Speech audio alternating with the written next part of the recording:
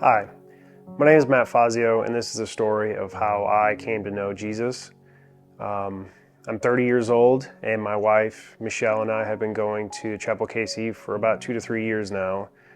I was saved on September 3rd, 2023, and I was baptized April 21st of 2024. Previously, I had been atheist, agnostic, kind of a little bit of both at different times in my life. It was not an easy journey to get to where I'm at. I was born and raised in St. Louis. My parents weren't together very long. They divorced before I even got into kindergarten. Growing up, my dad's side of the family had a Catholic background. Sporadic believers kind of throughout the family in terms of how actively they were participating, in their belief. It never really bled too much into my younger years. That changed when I started attending a private Christian school from 4th grade to 7th grade. That had a very odd impact on my life. There were quite a few components of those years that left a mark that would kind of endure for the next 10 years or so. There were a lot of things that made me really uncomfortable, and I would say confusion and discomfort were kind of the main themes of those years. I remember one of the first times I went to our chapel services, which we would have every Thursday. We'd have to dress up nice, the collared shirt and all that. One of the first times I went to one, everyone in the auditorium was on their hands and knees. Some people were crying, and that was one of the most unnerving things I'd experienced there. I had no idea what was going on. I didn't understand it. My teacher kind of pulled me aside and said, "Hey, this is kind of how we do, these worship nights," which was a little bit more rare than a typical chapel service, but it was frequent enough. And I was just sitting in the chair just like this, and everyone else was on the floor on their hands and knees, and I just wasn't really sure what to think about it. As far as the people and teachers are concerned, a lot of it just felt kind of like public school. A lot of them they were just normal teenage kids. The teachers were just teachers. We had a Bible class, but nothing really stuck with me. I can't tell you a single thing I learned in it. There's the kind of the generic themes, but besides that, I couldn't tell you a single thing that I had ever learned in that class. I just saw it as another subject to do homework in, to just sit through the lecture. More concerned about, normal middle school kid things. I wasn't really concerned about a relationship with God or anything to that effect. One of the biggest turning points in my life of how I really felt about religion was the summer after my freshman year of college, when my grandpa passed away. And he had been very sick for some time before then. And I would pray every single night for him to get better. I would pray for him to be healed. And it was something that I did every single night. Again, it was kind of the habit I was in, and I would just add it to whatever I was praying about. Time went on, and he just got more and more sick. And then, all of a sudden he wasn't with us anymore. And that really kind of buried the hatchet of my little belief that I had. From there, it wasn't even a thought in my mind most of the time. And then other times I laughed at the idea and felt very strongly against it. That's kind of what my belief was until I started seeing my now wife. And I was not ready for what the next few years had in store for me. The way I approached it, which is absolutely unhealthy, the way I approached it was, don't talk about it. I don't want to talk about it. I don't want to hear it. When we talked about it, all it ended with was arguments and near breakups. I don't know how many times we had a conversation and we would finish it and we knew we were not going to be together. We knew we were going to break apart. We knew we were going to split up. We always kind of just found our way back. I knew I wanted to be with her, and it felt more strongly about that as time went on. But at the same time, as these conversations got more and more intense, I felt more and more uncomfortable with the idea. And we just kept finding these topics that we just butt heads on, and we couldn't come to an agreement on almost anything. And Michelle, at the time we were together, she was into her faith. You know, she had been saved, she had been going to church, she had been actively participating, and she'd been a believer. And that's why she felt so strongly about me also believing. And as we started getting closer and closer to, you know, a more committed relationship, you know, 1, 2, 3 years in, it was even more desire for me to try to just understand it. Being unequally yoked was a very strong component of the basis of our conversations. As we grow through our lives, having kids together, it's not the healthiest, it's not the best way to raise your children if one parent's an active believer and the other is an atheist who doesn't believe in anything the other parent says. You're never going to be on the same page about anything, you're never going to agree about anything, you're never on the same basis for them to develop from. And these topics that we would get hung up on were things like tithing and abstinence, abstaining from sex before marriage. And these were things that started to weigh more heavily on her heart. She felt more convicted about it. Me being an atheist, I didn't see the problem with it, but she would bring it to my attention and we kind of talk about it back and forth. A lot of the times those conversations would end not very good. So much so that I ended up booking a hotel for the night, and I was pricing out, you know, extended stays for the week so I could figure out where I was going to move out to, how we were going to break our lease, trying to move closer to my job, and just trying to figure out that whole situation. But every time we'd have a conversation like that, we just always found our way back to each other. After enough of that occurring, I started to entertain the notion more and more, but it was very combative. I was looking for reasons to not believe. I was trying to poke holes in it every opportunity that I had. And after a while, we started to slowly kind of work our way towards me considering it more genuinely. Things like just going to church a little bit more, me going with her to church a little bit more, turned into weekly, and I would just sit, listen to the message, stand, not move during worship, then the first 10, 15, 20 minutes of worship before service starts, and then afterwards she'd ask what I thought about the message, and I'd say, that was fine. And that's all I wanted to say about it. In the meantime, I was making notes in a journal, just writing down questions, trying to figure out these answers to these questions. And a big help in that journey of trying to get past that barrier was the discussions that we had with Troy and Alicia together. One of the biggest moments that I had was when, I don't remember the topic of discussion before we went in, but Michelle and I were in a very heated conversation, and that was another time where we thought that was it for us. And so I don't know what time it was at night, but I don't know if I called or texted Troy, but I said, I don't know if you're free, but we need you guys. We need help right now. We don't know what's going on. I don't know how to go about this. And they opened their doors to their home for us. I don't know, it must have been close to midnight. It was late at night. They had no reason to still be up, and they would have had they could have taken any excuse to not let us into their home.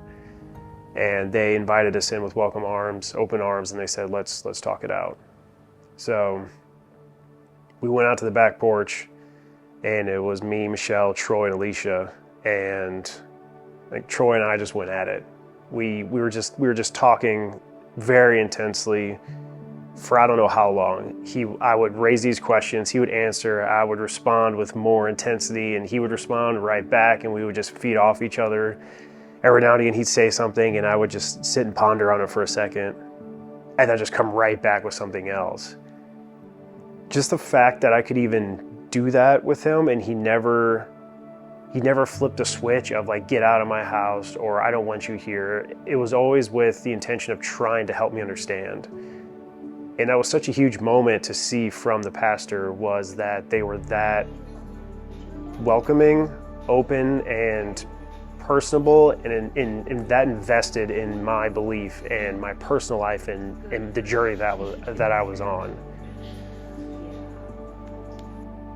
These, again, as I was stating earlier, these check-ins that we had became more and more infrequent, and I was able to just kind of sit on and reflect on the conversation that Troy and I had, and Michelle and Alicia while we were there. And it just, I don't know what was, I do know what was happening. At the time, I didn't know what was happening. I just was thinking that, things weren't as bad as they sounded. I was, rationalizing my way through some things, and I was thinking, that's, okay, well, that doesn't sound so bad. All right, well, I can understand where they're coming from with that. And Michelle checked in on me one day, and she just kind of was, we were just talking out, we were very calm. And she asked how things were going, and she told me that she had been praying for me.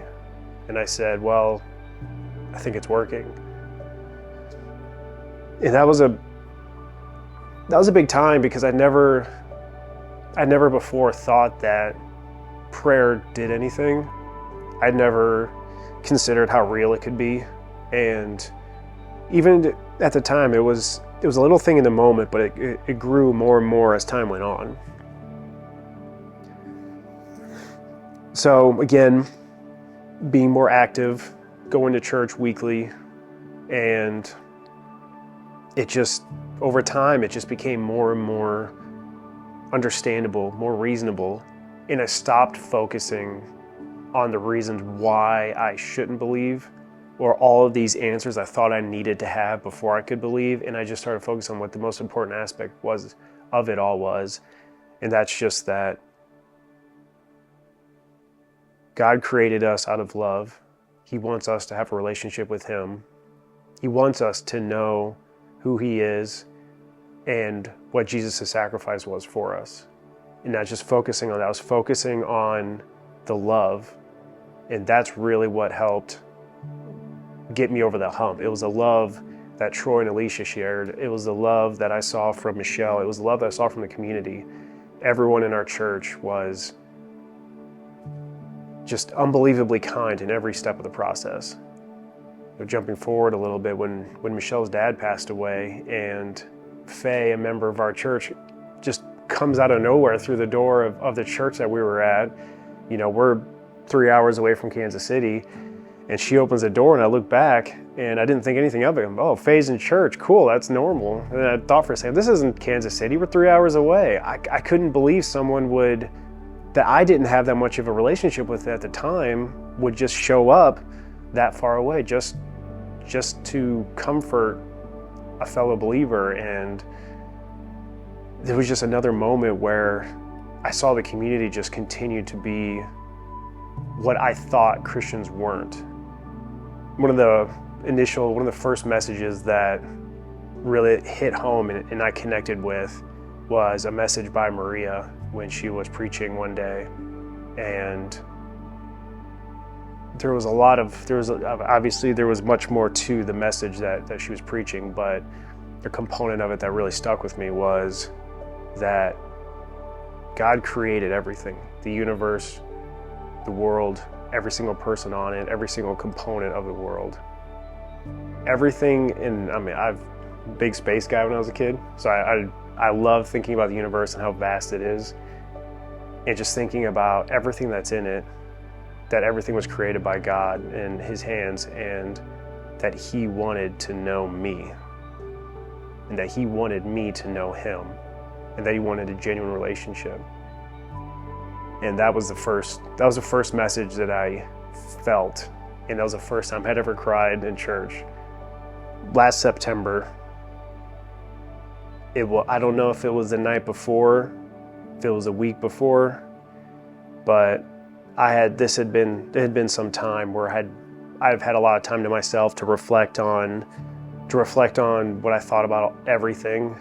Sporadic conversations with Michelle, but I would approach them, instead of being so combative and trying to poke holes, I started trying to pull actual information from the conversation, and I would just ask things with the full intention of trying to figure out a true answer that I think would help get me over that hump. And for a while, it's kind of on this plateau where I think maybe I was afraid to take the plunge. And again, I don't know if it was the night before or the week before, but we got on the subject and she just asked me, what's keeping you? What is it that's holding you back from being a believer? And I kind of sat there for a second. I was like, I don't really know. I don't know. I don't think I had an answer at the time, but I was thinking about that overnight and however much time it was until the next church service, and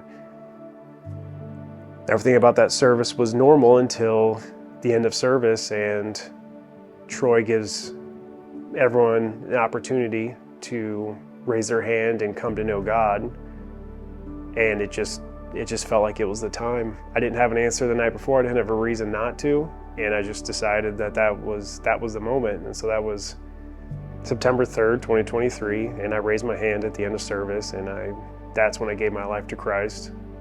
And I finally joined in the prayer at the end of service and accepted God as my Savior, and I fully understood the sacrifice that Jesus had made for all of us. So that being in September, baptism was around the corner in April, and it just made sense. I am genuinely happy that I had not been baptized previously, because I would have not had the same emotional understanding of what it truly meant to come out and say, I am a believer. Jesus is my Savior. He died for me, and I want to live for Him. And being baptized was one of it's one of those things that I'll never ever forget anything about it. I knew Troy had something in mind for me, even something small. I knew he had something because people kept getting picked around me to go up and go into the hot tub. And I was standing off to the side. Everyone gets picked, and I realized I'm the last one, and I was like, oh no. I don't know what's gonna happen. So he points to me, and I go and kick off my flip-flops and get into the hot tub. And I think I could have just sat there for hours just talking to him. And all I could think about was how much he had helped me in this journey. And all I could focus on was just him and I just sitting there talking, and what everything that I was going through means.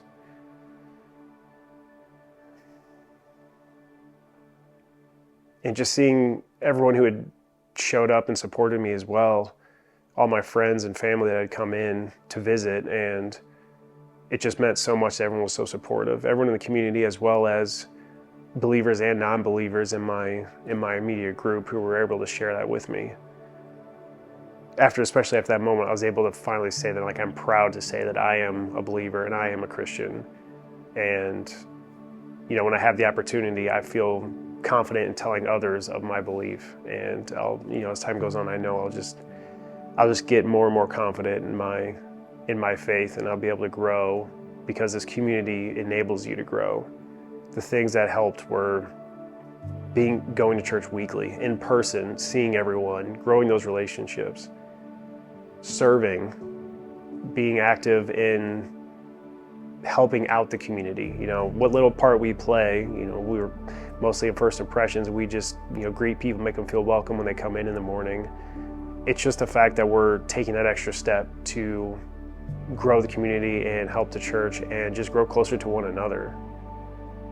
And tithing was, as I previously stated, was a hard discussion to have. And we give our 10%, and it's absolutely paid back even more so than we've put in. Troy always gives the option of, you tithe your 10%, and he says in 3 months, if you don't see a return on it, I'll pay it back.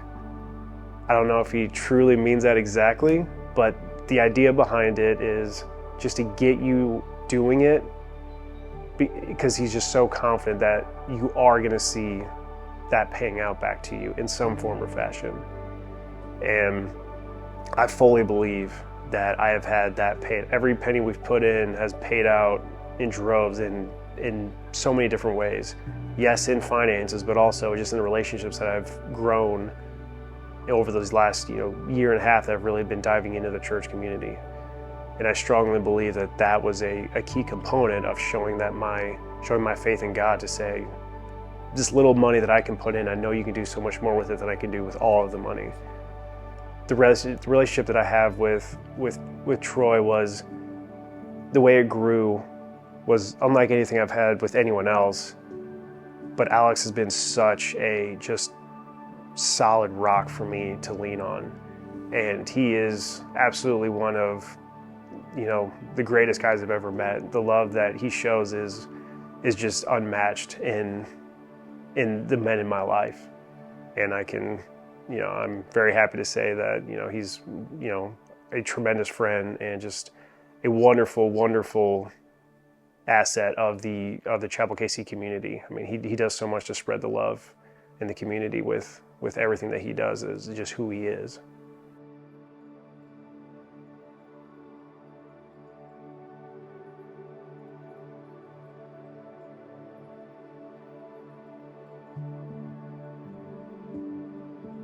I wouldn't have gotten to where I am without Michelle and the role she played in everything. She truly was in the trenches with me, because the conversations that we had were not ones that I had with anyone else. And every conversation had that much more weight to it because of the implication in that she didn't want to be unequally yoked with someone who wasn't a believer. And if I couldn't get there, then of course that meant that we may not be able to be together. And she was fighting on the front line for me, because she cared so deeply about me and for my eternal soul, that she knew what I needed to do. And she struggled seeing me struggle with it. And she was just my biggest supporter through all of it. And she was my best accountability partner as well. She would check in, she would give me time to process, and she'd check right back in. She wouldn't let me linger on it, because she knew I needed a push to get progress. The steps I took because of her, I mean, I wouldn't be here today if it weren't for her. She was always in my corner, and I mean, I owe absolutely everything, because I wouldn't be here if not for her igniting that and pursuing it constantly.